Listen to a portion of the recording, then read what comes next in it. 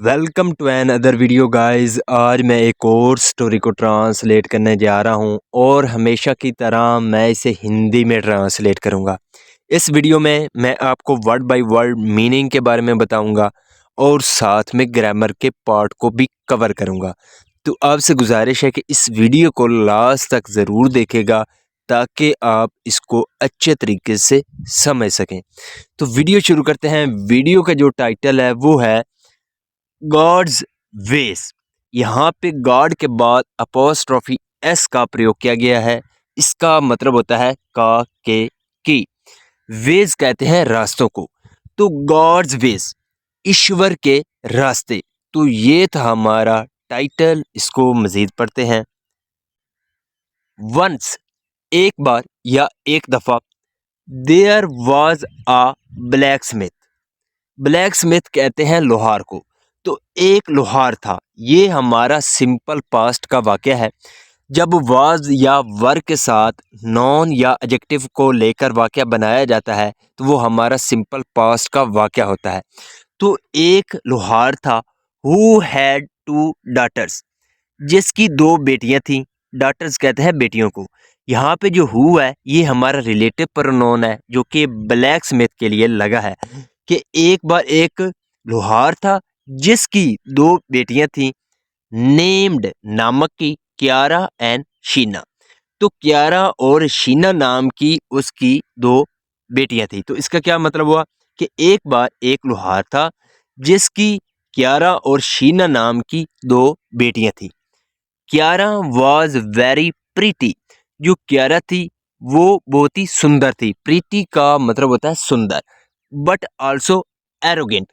Arrogant कहते हैं घमंडी को, लेकिन वो घमंडी थी। क्यारा जो थी वो बहुत ही सुंदर थी और क्या थी, एरोगेंट थी, यानी कि घमंडी थी। On the other hand, on the other hand का मतलब होता है दूसरी ओर या दूसरी तरफ। Sheena was very sweet नेचर्ड and beautiful. जो शीना थी वॉज वेरी स्वीट, वो बहुत ही मीठी थी। नेचर्ड यानी कि उसकी मीठी नेचर थी।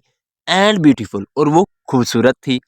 Their father always use to say, their father उनका पिता, ऑलवेज हमेशा, यूज टू से वो कहा करता था। यहाँ पे यूज टू का प्रयोग किया गया है। यूज टू जो है ये पास्ट की कंसिस्टेंसी को दिखाता है कि कोई व्यक्ति पास्ट में कोई काम किया करता था। तो उनका पिता हमेशा कहा करता था, I'll find a husband for Kiara who's no less than a prince। I'll find, मैं ढूंढूंगा, a husband, एक जो हस्बैंड है, एक जो पति है, वो ढूंढूंगा किसके लिए, फॉर क्यारा, क्यारा के लिए। Who know less than a Prince, Prince का मतलब होता है राजकुमार।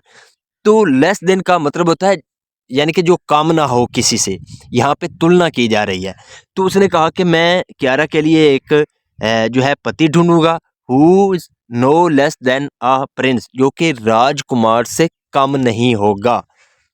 When people asked about Sheena, when जब people asked लोग पूछते थे about शीना, शीना के बारे में, तो जब लोग शीना के बारे में पूछते थे, he would say वो कहा करता था। यहाँ पे जो would है ये भी यूज टू का सेंस दे रहा है।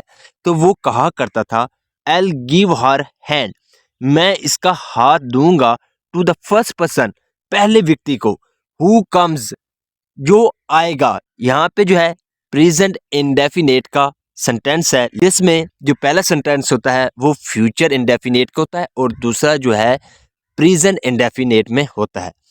तो I give her hand to the first person, मैं उसका हाथ पहले व्यक्ति को दूंगा, हु कम्स, जो आएगा, एंड आस्क फॉर इट, और वो इसका हाथ मांगेगा। Sheena never felt about her father's words and believed firmly in God. Sheena never felt bad.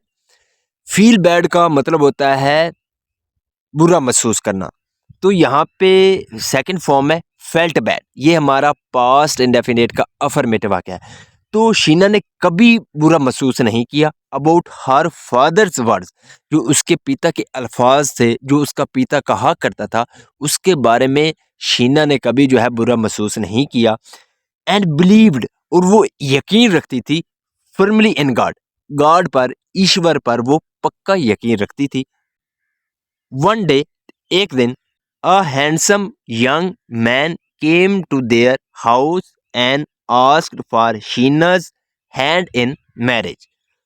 One day, एक दिन, a handsome young man, handsome का मतलब होता है खूबसूरत। एक दिन एक खूबसूरत नौजवान केम आया, कम की सेकंड फॉर्म है केम, तो वो आया टू देयर हाउस, उनके घर आया, and ask for Sheena's hand, और उसने शीना का हाथ मांगा इन मैरिज, शादी के लिए। तो एक दिन एक खूबसूरत नौजवान उनके घर आया और उसने शीना का हाथ मांगा शादी के लिए।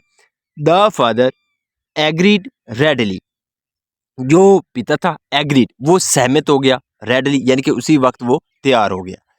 द नेक्स्ट डे, अगले दिन, a peasant came and said to the father.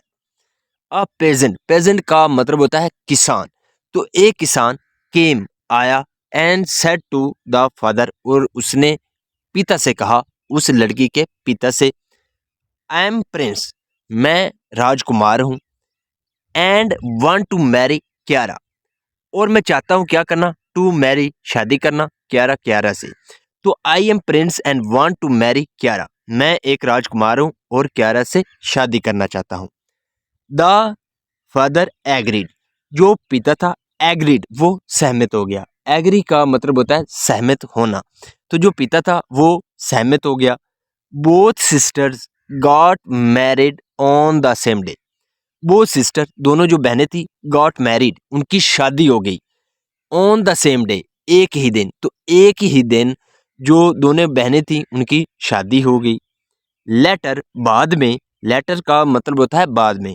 The father came to know, come to know का मतलब होता है पता चलना, तो यहाँ पे सेकंड फॉर्म है केम टू नो, ये हमारा पास्ट इंडेफिनेट का अफर्मेटिव वाक्य है। तो बाद में पिता को पता चला, डैट क्याराज हस्बैंड, यहाँ पे क्यारा के बाद अपोस्ट्रोफी एस है, इसका मतलब होता है का के की, तो के जो क्यारा का जो हस्बैंड है, उसका जो पति है, वॉज प्रिंस, वो राजकुमार था। के बाद में जो पिता था उसको पता चला कि जो क्यारा का पति था वो राजकुमार था, ओनली बाय नेम, यानी कि सिर्फ नाम का वो राजकुमार था। वाइल, जबकि Sheena's husband was actually a prince name James, लेकिन जो शीना का पति था वाज एक्चुअली, वो वास्तव में क्या था, अ प्रिंस, एक राजकुमार था, नेम जेम्स, जिसका नाम क्या था, जेम्स था। तो इसका क्या मतलब हुआ कि बाद में जो पिता था उसको पता चला कि जो क्यारा का पति है वो नाम से ही राजकुमार है, लेकिन जो शीना का हस्बैंड है वो वास्तव में एक राजकुमार है जिसका नाम जेम्स है। So this is the video guys, अगर आपको ये वीडियो अच्छी लगी हो तो इस वीडियो को लाइक कर दें, चैनल को सब्सक्राइब कर दें ताकि इसी तरह की आने वाली वीडियो आप तक पहुंचती रहे। Have a nice day, good bye.